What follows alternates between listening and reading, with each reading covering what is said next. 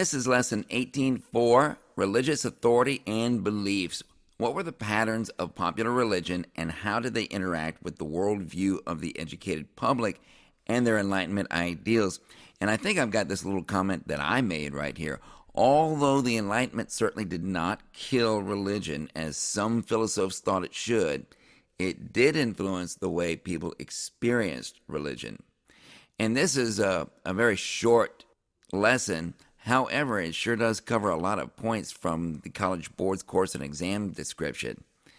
College Board 4.1, Contextualizing the Scientific Revolution and the Enlightenment, explain the context in which the Scientific Revolution and the Enlightenment developed in Europe. The spread of scientific revolution concepts and practices and the Enlightenment's application of these concepts and practices to political, social, and ethical issues led to an increased but not unchallenged emphasis on reason in European culture. Enlightenment thought, which focused on concepts such as empiricism, skepticism, human reason, rationalism, and classical sources of knowledge, challenged the prevailing patterns of thought with respect to social order, institutions of government, and the role of faith. During the Enlightenment, the rational analysis of religious practices led to natural religion, deism, and the demand for religious toleration. Then you've got College Board topic 4.3, the Enlightenment, explain the causes and consequences of Enlightenment thought on European society from 1648 to 1815. And as we know, the Enlightenment had a few things to say about religion. This top part echoes what we've seen before. However, look at this second part. Religion was viewed increasingly as a matter of private rather than public concern. And then we've got a surprise, College Board topic 5.8, Romanticism. Explain how and why the Romantic movement and religious revival challenged Enlightenment thought from 1648 to 1815.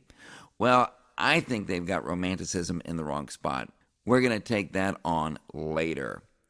We will talk about this religious revival thing.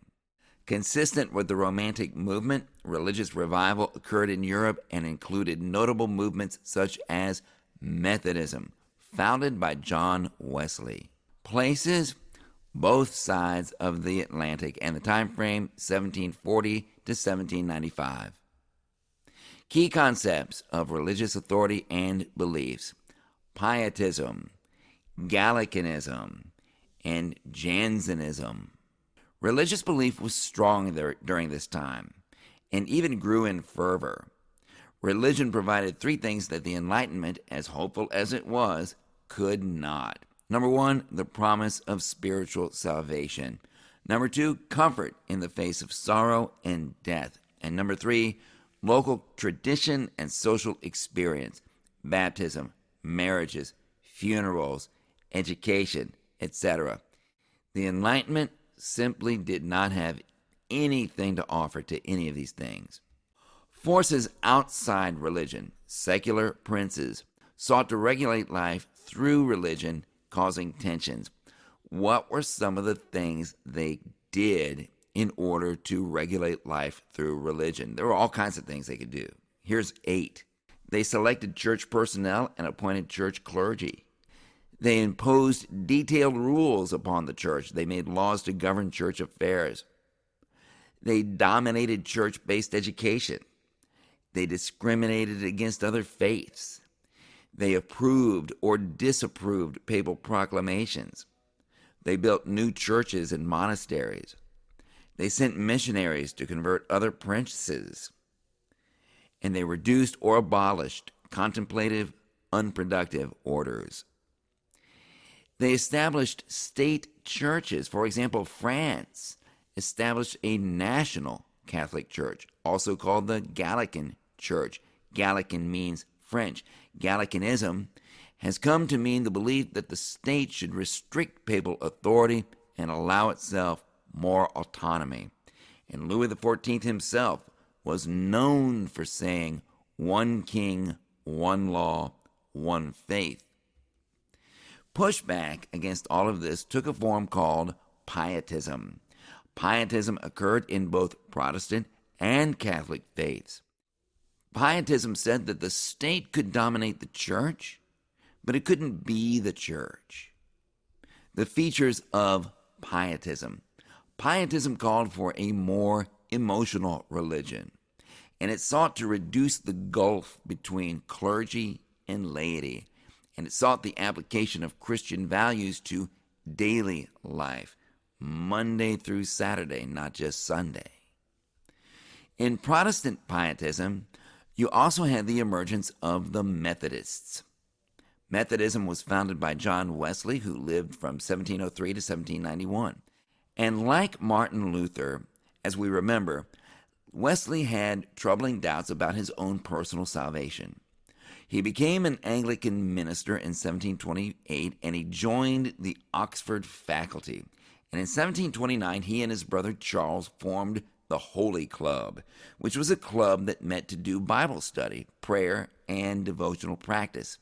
And other students started making fun of the club members, calling them, quote, Methodists, because they were so methodical in their religious practice. John Wesley was dissatisfied with the direction that the Church of England seemed to be going in. The government often used it as an instrument for rewarding people with cushy jobs and good pay.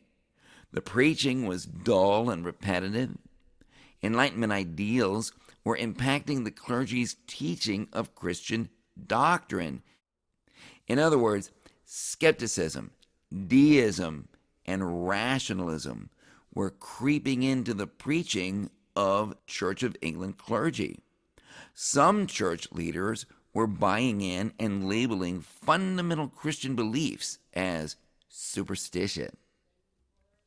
In the 1730s, Wesley traveled across the Atlantic to Savannah, Georgia, to take a preaching position. And his stint in Georgia was a total failure. He preached to the native peoples, and he couldn't get them interested in Christianity. And he was impressed by a community of pietists in the area who called themselves Moravians.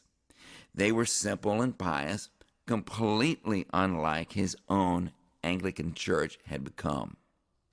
John Wesley had a pivotal moment in his life when he was attending a pietist Bible study in 1738.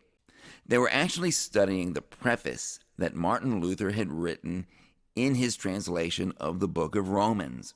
Martin Luther was commenting on the ability of faith to work in the heart of a believer. And something about Martin Luther's words erased all the doubts that John Wesley had had about his own salvation. And the word that he chose to describe this feeling, this erasure of all doubt, was the word assurance of salvation. John Wesley was convicted that anyone could experience this feeling of assurance. Between 1750 and 1790, John Wesley gave over 40,000 sermons. That's like 3 per day. He traveled 225,000 miles on horseback. He preached in open spaces because established churches would not allow him to use their buildings. And he completely rejected predestination. You remember that. It was the central doctrine of Calvinism. And instead, Wesley taught that salvation was assured to any earnest seeker of it. Wesley recruited laymen to preach his message rather than trained ministers.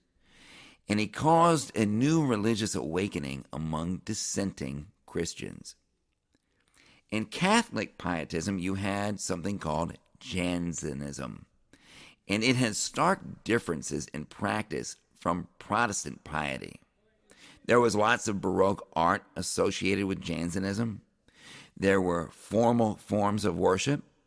There were lots of religious festivals, and there were lots of confraternities.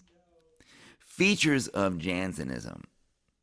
It was begun by Bishop Cornelius Jansen, who lived from 1585 to 1638 in the Dutch Republic.